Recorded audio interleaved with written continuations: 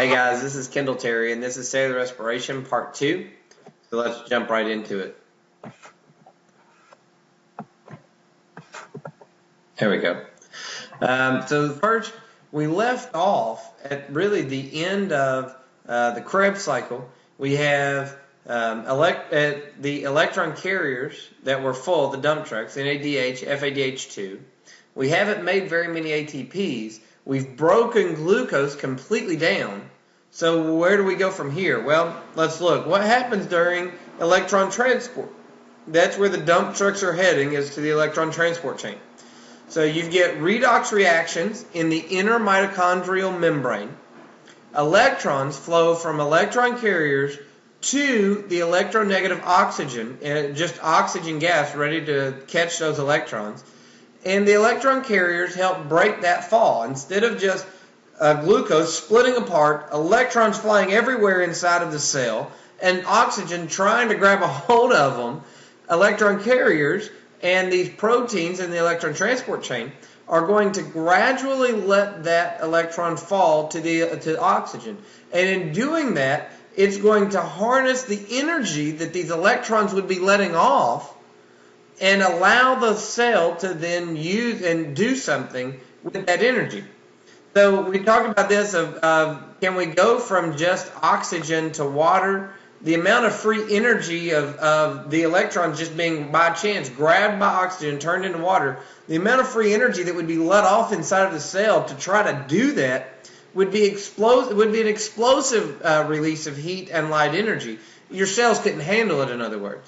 But in the way that this takes place with NADH and the electron transport chain, we harness that energy, and we'll see the details in a minute, in such a way that ATPs can be made, which are energy for your cell. That's where the explosive release of heat and energy go, is we harness it into a way that we can make ATPs with it, and then we still end up with water at the end. So let's look at that process. So here is a very detailed look at the electron transport chain. We will not, individual proteins and that sort of thing is beyond the scope and sequence of this course. But you do need to know that NADH and FADH2 are dumping those electrons here at the beginning, and as that electron is passed down, you're using energy the whole time. So you're decreasing the energy that's in those electrons, and you're stabilizing that process so that you don't just get that explosive release of energy. It's a gradual release of energy that can be used for work in the cell, and the work that's being done at the end of the day is going to make ATPs. And then at the end, we're going to pass those off to oxygen. Oxygen is going to combine with some hydrogen ions, and you're going to get water. So how is ATPs made? This process is called chemiosmosis. So really we should go here first. And look, we've got, this is inside, right here, the mitochondria. So you've got NADH and FADH2 that's coming to dump their electrons onto the electron transport chain. As those electrons are passed from one protein to the next protein to the next protein, they've got, remember, they're releasing some energy gradually.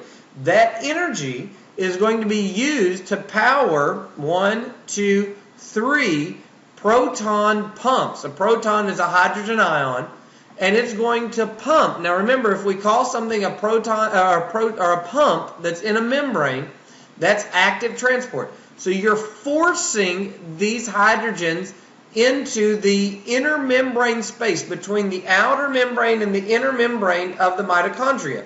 So you're forcing a bunch of hydrogens right here in this area of the mitochondria. And you're using the energy from the electrons to do that. Now these are interesting pumps, because most pumps in your body, in your membranes, use ATP energy.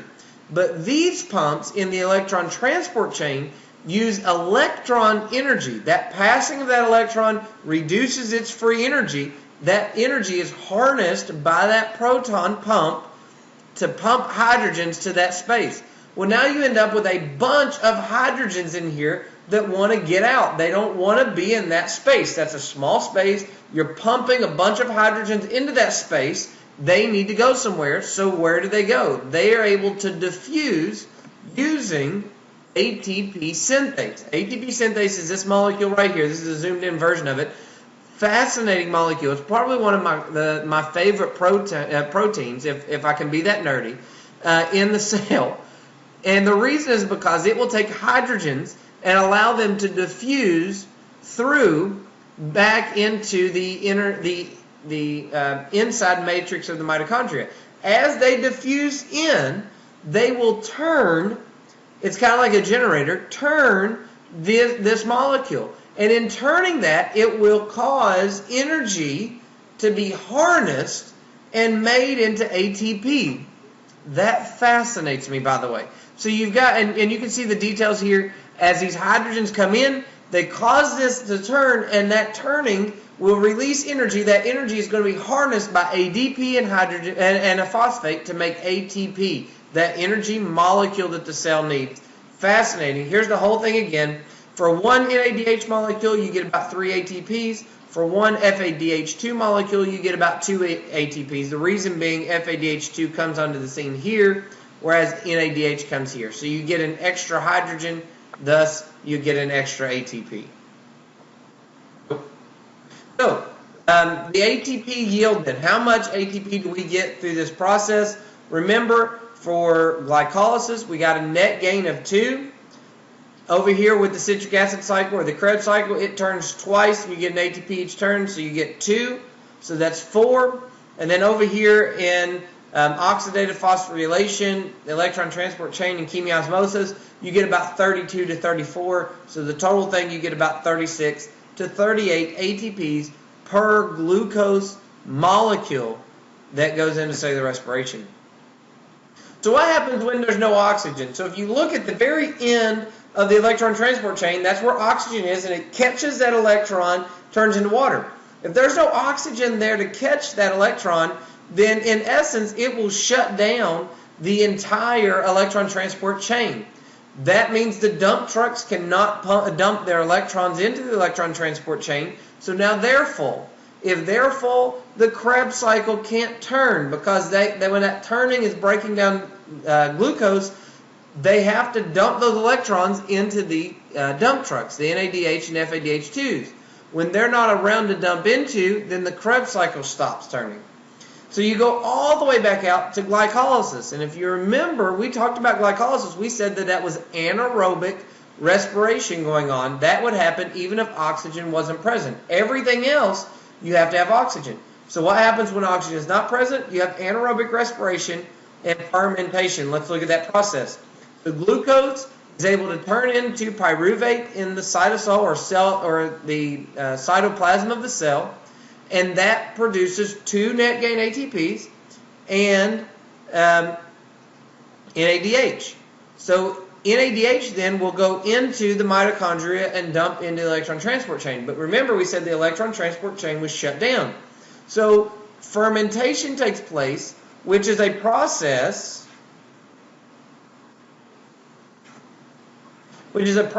of dumping NADH electrons back to pyruvate. Now, it just got those electrons when making pyruvate.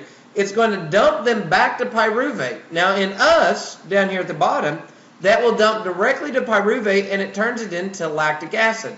So you'll get 2 lactic acid molecules, and we see this in the body whenever you're working out and you get sore muscles. That's actually lactic acid fermentation. Your muscles are needing more oxygen than they're getting, so they go into fermentation and they get a buildup of lactic acid.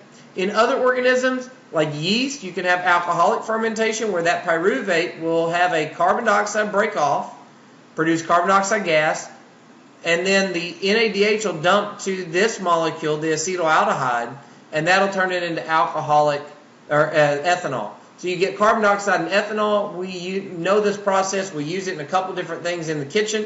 For instance, in baking, we'll use yeast to cause the bread to rise. That's the carbon dioxide inside of the bread that causes it to fluff up. And then we also use it in like beer making or other processes of alcoholic beverage making. So how do other foods we eat get catabolized, or in other words broken down to get energy? Everything that we eat pretty much is summed up into proteins, carbs, and fats. And you can see here the various places of this process that they enter. Not necessarily that you need to know all of these individual steps, but knowing that all of them will give you energy. So if you eat proteins, carbohydrates, or fats, your body will break all of those down and make ATP energy. And the amount of ATP energy you get will vary on what you're eating. We get the most energy from the carbohydrates. That's the one that we really can start at the very top and go down. The others will fit into this process at some point to help keep it turning to make ATP energy. How is it controlled? Now this is getting into my favorite enzyme. It's right here. It's called phosphofructokinase. You can say that real fast. Phosphofructokinase. It's fun.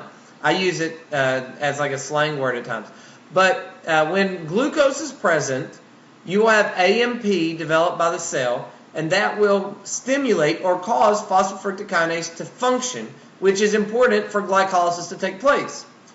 If, though, you have too much citrate, which is a byproduct in the Krebs cycle, that means that you're getting, you've got plenty of turn going on in the Krebs cycle, then that will inhibit phosphofructokinase. In other words, stop the process to say, okay, wait a second, we're turning fine. We don't want to waste energy right now. We don't want to make too much ATP because remember, we said ATP, we can spend ATP in our cells real easy. That's not how we store energy. So if we've got this citric acid cycle or the Krebs cycle turning well, then you want to stop breaking down glucose for a minute and let everything catch up so that you don't waste ATP production. If you get a buildup of ATPs in the cell, you start getting a bunch of ATPs, that will also inhibit phosphofructokinase. So those will both stop it, and that way you end up with you can take that glucose if you need to store it to break down later, or you can stimulate it by that AMP production, meaning there's glucose present when you break it down. So those all work together to make ATP, and it uses my favorite enzyme, phosphofructokinase.